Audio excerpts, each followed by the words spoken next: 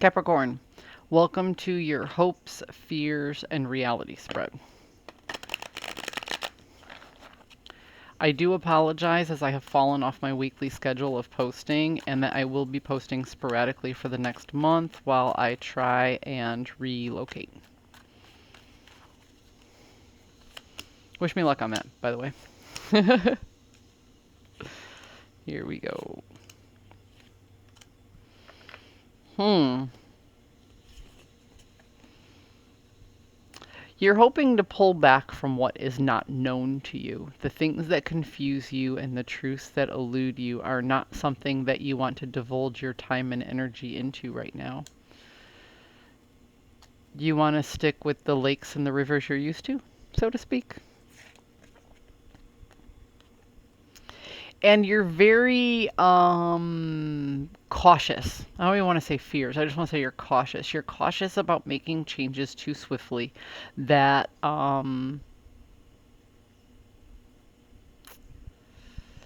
you're cautious about making changes too swiftly because you recognize the times in the past when jumping ahead of yourself didn't serve your highest good, didn't serve your best purposes. So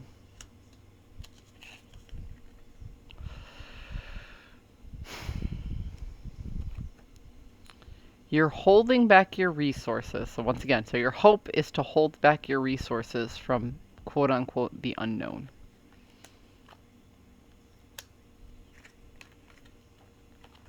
And you don't want to jump to any conclusions as that has bitten you in the butt in the past. So I kind of feel like in the past you were projecting your ideas and your thoughts and your feelings onto another person or a group, and you don't want to do that anymore. Because you're recognizing that it's easy to fall in love with the potential of what something could be if it works out the way you want it to work out. And it's easy to fall in love with who somebody could be based on the potential that you see in them.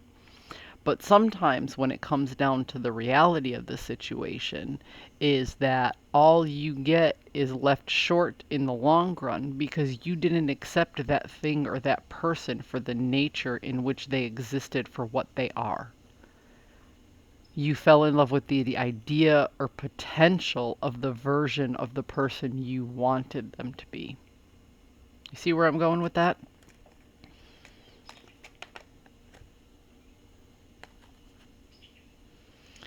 So, in your reality, you are dropping conflict and refuse and putting your foot in the sand saying, "Nope, this is the way things are. This is who I've been dealing with." You're accepting the reality rather than convincing yourself that the person or the situation is always going to get better. You're looking at it going, okay, this is what it is. Now, I'm not saying it's a bad situation or you're not going to be happy spending your time with this person. What I'm saying is you're finally getting to the point where you accept them for exactly who they are, rather than projecting better qualities on them. You have the King of Wands in the inverse, the Page of Cups in the upright, and the Chariot. So, this can be one of two things.